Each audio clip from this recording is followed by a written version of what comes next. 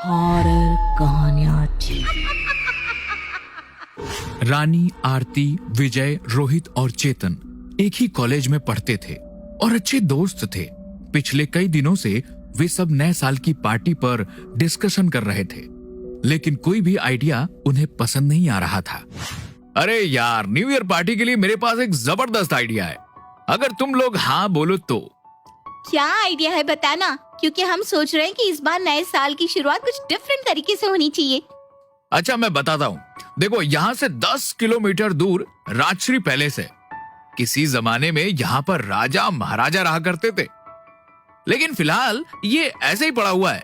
कहते हैं इस हवेली में एक किताब है, वो किताब शापित है। उस किताब पर हाथ रखकर 3 बार टॉक टू मी कहने पर हम एक स्पिरिट को अपने पास बुला सकते हैं। 60 सेकंड तक तो वो स्पिरिट किसी को नुकसान नहीं पहुंचाती, लेकिन 60 सेकंड के अंदर अगर उसे वापस नहीं भेजा तो फिर वहां कुछ भी हो सकता है। ये क्या तरीका हुआ न्यू ईयर सेलिब्रेट करने का? मुझे बिल्कुल पसंद नहीं आया। अरे यार चेतन, क्यों डर रहा है? हम सब साथ में वहां चलेंगे, खाएंगे, पिएंगे, मौज मस्ती करेंगे, फिर टॉक टू मी गेम भी खेलेंगे। तू चिंता मत करना, 60 सेकंड से पहले हम उसे वापस भेज देंगे। पांचों दोस्तों ने 31 दिसंबर की रात का प्रोग्राम बनाया और रात के 9 बजे श्री पैलेस पहुंच गए। अरे यार, ये विजय हम सबको तो बड़ा मोटिवेट कर रहा था और खुद आया ही नहीं, यहां तक कि उसका फोन भी नहीं लग रहा। चारों दोस्त पैलेस के अंदर पहुंच जाते हैं। रोहित एक किताब को लेकर टेबल पर रखता है और फिर रस्सी से खुद को बांधने के लिए कहता है। चेतन रोहित को कुर्सी से बांध देता है और उसके बाद रोहित उस किताब पर हाथ रखकर 3 बार एक ही बात को दोहराता है, talk to me, talk to me, talk to me. जैसे ही रोहित तीसरी बार टॉक टू मी कहता है, अचानक कमरे की खिड़की का कांच तेज आवाज के साथ टूटकर नीचे गिर पड़ता है और कमरे की लाइट फ्लक्चुएट होने लगती है और अंधेरे में उन्हें एक काला साया दीवार के ऊपर रेंगता हुआ सा नजर आता है, जिसे देखकर रानी और बाकी दोस्तों की डर के मारे चीख निकल जाती है। रोहित, तुम ठीक तो हो ना? रोहित! गर्दन टेढ़ी करके रानी की ओर देखकर डरावनी हंसी हंसने लगता है।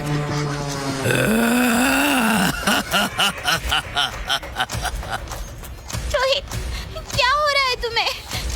रोहित, तुम अब हमें डरा रहे हो।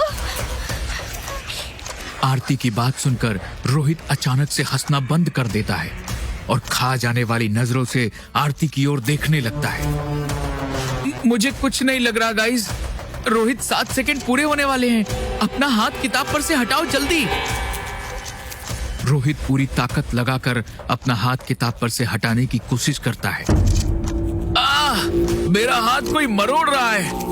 वो मुझे किताब से अपना हाथ उठाने नहीं दे रहा है। मुझे वो कह रहा है कि अब वो कभी लौट कर नहीं जाएगा। जल्दी करो रोहित, बस 5 सेकंड बचे हैं, अपना हाथ हटाओ। जैसे ही 60 सेकंड पूरे होते हैं, रोहित भयानक हंसी में जोर से हंसने लगता है।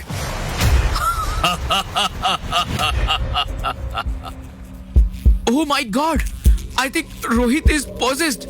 चेतन की बात सुनते ही वहां खड़े सभी दोस्तों के होश गुम होने लगते हैं।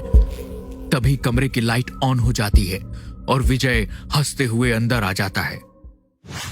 बस कर भाई, अगर तूने 5 मिनट और एक्टिंग कर ली तो इन लोगों का डर से ही हार्ट फेल हो जाएगा। क्या मतलब है तुम्हारा?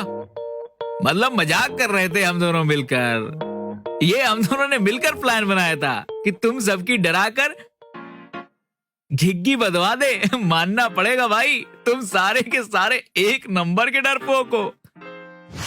रोहित की बात सुनकर सारे दोस्त हंसने लगते हैं और पार्टी खत्म करने के बाद वहां से निकलकर अपने अपने घर चले गए।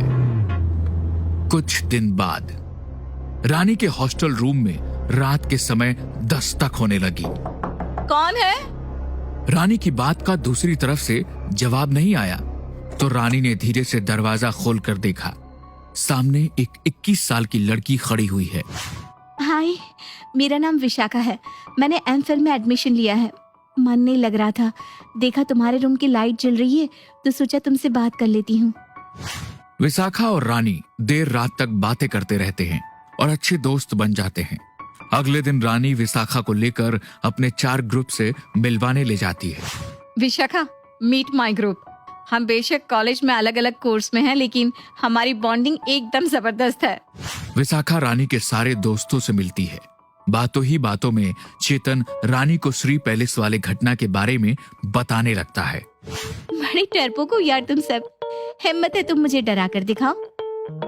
अरे छोड़ो ना विशाखा यार, वो घर सच में ना बड़ा मनहूस टाइप है। मैं वापस वहां नहीं जाना चाहती। अरे रानी, कोई घर मनहूस नहीं होता। और मैं तो ये टॉक टू मी गेम से भी सहमत नहीं हूँ। ऐसी कोई किताब ही नहीं होती जिससे आप किसी भूत प्रेत को बुला सके। अगर ऐसा हो सकता है तो चलो मुझे ले चलो, वहां मैं खुद एक्सपीरियंस करना चाहती हूँ। विशाखा की जिद पर वे लोग उसे श्री पैलेस ले जाने के लिए तैयार हो जाते हैं। सॉरी यार, आज तो मैं तुम लोगों के साथ नहीं चल पाऊंगा। पापा की तबीयत कुछ ठीक नहीं है। तुम लोग जाओ, मैं कल कॉलेज में मिलता हूँ। श्री पैलेस पहुंचने के बाद वे लोग उस किताब को लाकर विशाखा के सामने रख देते हैं और उसके बाद विशाखा को चेयर से बांध देते हैं। Talk to me, talk to me, talk to me. Vishakha के 3 बार टॉक टू मी कहते ही कमरे का माहौल एक बार फिर से बदलने लगता है। अचानक उन सभी कमरों में अजीब सी ठंडक महसूस होने लगती है और वहां कुछ धुआं सा दिखाई देने लगता है। आज तो रोहित और विजय भी हमारे साथ ही है। रोहित, आज भी तुम कोई मजाक कर रहे हो क्या? तुम पागल हो क्या? मैं तुम्हारे साथ ही तो यहाँ आया हूँ। विशाखा को देखो, इसे कुछ हो रहा है। रोहित के कहने पर वे सभी विशाखा की ओर देखते हैं। विशाखा की आंखें पलट चुकी थी और बाल भयानक तरीके से बिखर गए थे। विशाखा की आंखों से खून बह रहा है। ये कैसे हो सकता है? रानी के इतना कहते ही विशाखा कुर्सी से बंधे 4 अपने हाथों को हत्थे सहित उखाड़ लेती है और अपनी लाल आंखों से घूरते हुए गुर्राने लगती है। तुम्हें क्या लगता है तुम लोग मुझे यहाँ लेकर आए हो? मैं तुम्हें यहाँ खुद लेकर आई हूँ ताकि मैं तुम सबको आत्माओं से खेलने का अंजाम दिखा सकूं। बहुत शौक था ना तुम्हें आत्माओं को बुलाकर उनके साथ गेम खेलने का। आज खेल मैं खेलूंगी तुम सबके साथ। बोलो, खेलोगे ना?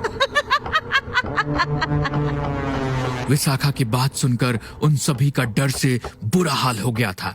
तभी एक रस्सी आकर रोहित के पैरों से लिपट जाती है और उसे घसीटते हुए पंखे से उल्टा लटका देती है। विशाखा, हमें जाने दो प्लीज। ये सब क्या हो रहा है?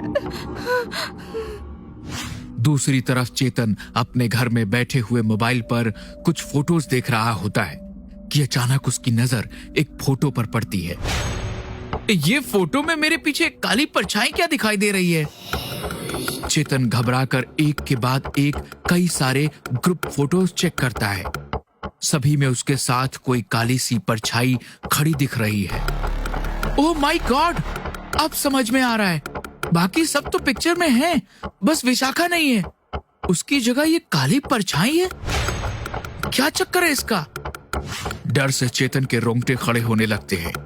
उसने तुरंत गर्ल्स हॉस्टल का नंबर लगाया। हेलो, रूम नंबर 301 में विशाखा से बात हो सकती है? हमारे हॉस्टल में न तो कोई विशाखा नाम की लड़की है और न ही रूम 301 है।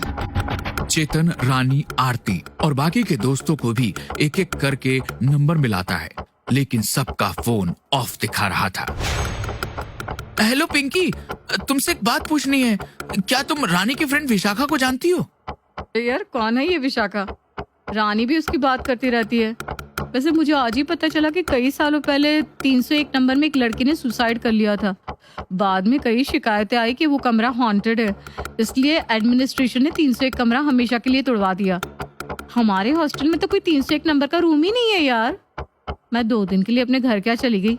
ये रानी पता नहीं कैसी अजीब अजीब बातें करने लग गई। मैं आज ना उसे ये सब बताने वाली थी, लेकिन पता नहीं वो कहाँ है। अभी तक लौटी ही नहीं है। पिंकी और वार्डन की बात सुनकर चेतन का दिमाग पिछले कुछ दिनों में घटी घटनाओं की कड़ियां आपस में जोड़ने लगा था। विशाखा कभी फोन नहीं यूज करती थी। हमेशा कॉलेज के बाहर सुनसान जगह पर ही मिलने के लिए हम सबको बुलाती थी। बार बार श्री पैलेस जाने के लिए जिद करती थी।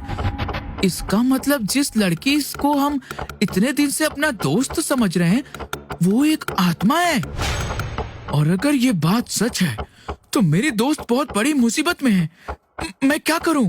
चेतन दौड़ते हुए उसके घर के पास बने चर्च में जाता है और फादर जमेलो को सारी बातें बताता है। पता नहीं तुम आजकल का बच्चा लोग हर चीज को मजाक में क्यों लेता है। वो स्पिरिट तुम्हारे दोस्तों को इसलिए ले गई है क्योंकि तुम लोगों ने ही उसे वहां बुलाया है। अब वो अपना बदला लेकर रहेगी। प्लीज कोई तो रास्ता होगा ताकि मैं अपने दोस्तों को बचा सकूं। ये लो, ये पवित्र जल है। इसकी कुछ बूंदे ऑलमाइटी लॉर्ड का नाम लेकर उस विशाखा पर छिड़क देना और कुछ बूंदे छिड़क कर उस श्रापित किताब को जला देना। उस किताब के जलते ही वो आत्मा कमजोर हो जाएगी और इस वाटर की पावर के आगे रुक नहीं पाएगी। फिर उसे यहां से जाना ही होगा। चेतन होली वाटर लेकर श्री पैलेस की ओर दौड़ लगा देता है। दूसरी तरफ श्री पैलेस में विशाखा ने रोहित को अपने वश में कर लिया था और अब वह जानवरों की तरह 4 पैर पर चलते हुए अपने दोस्तों की ओर बढ़ रहा था। रोहित, ये क्या हो गया है तुम्हें? रोहित आरती के ऊपर छलांग लगाने ही वाला था कि आरती ने पद में रखा एक फूलदान उसके सर पे दे मारा। रोहित के सर से खून की धार बह निकली और वह नीचे गिर पड़ा। रानी, विजय, जल्दी चलो यहाँ से। वे तीनों बाहर की ओर भागने लगते हैं। तभी उसे अपने ठीक सामने विशाखा खड़ी हुई दिखाई देती है, जिससे उनके कदम वहीं ठहर जाते हैं। तभी विजय के ऊपर कुछ टपकने लगता है। ये खून कहां से टपक रहा है? जैसे ही विजय गर्दन ऊपर करता है, रोहित एक खूंखार जानवर की तरह उसके ऊपर कूद पड़ता है। रानी पास में पड़ी लकड़ी की छड़ी उठाकर रोहित के ऊपर हमला कर देती है, जिससे उसकी पकड़ विजय पर ढीली हो जाती है। वे तीनों भागकर एक बड़ी सी अलमारी के पीछे छिप जाते हैं। रोहित खून से लथपथ होकर उस हॉल में उसे खोज रहा था। तभी चेतन वहां पहुंच जाता है। रोहित, क्या हुआ तुझे? इतनी चोट कैसे लगी? चेतन रोहित की ओर भागता है। चेतन, ये रोहित नहीं है। जाओ यहाँ से, उसके करीब मत जाना। रानी की बात सुनकर चेतन झट से अपने हाथ में पकड़ी बोतल से रोहित के ऊपर वह पवित्र जल छिड़क देता है, जिससे वह चिपते हुए जमीन पर गिर जाता है। जल्दी बताओ, किताब कहाँ है? हमें अभी के अभी उस किताब को जलाना होगा, वरना ये सब ऐसे रुकने वाला नहीं है। वह हमें से किसी और में प्रवेश कर लेगी। वह चारों दौड़ते हुए किताब के पास जाते हैं और चेतन झट से उसकी तरफ के ऊपर अपने हाथ में पड़े हुए जल की कुछ बूंदे गिरा देता है। किताब के ऊपर कुछ बूंदे गिरते ही विशाखा की चीखों की आवाज पूरे श्री पैलेस में घूमने लगती है। घबराओ नहीं, बस कुछ मिनट में हम उस विशाखा से अपना पीछा छुड़ा लेंगे।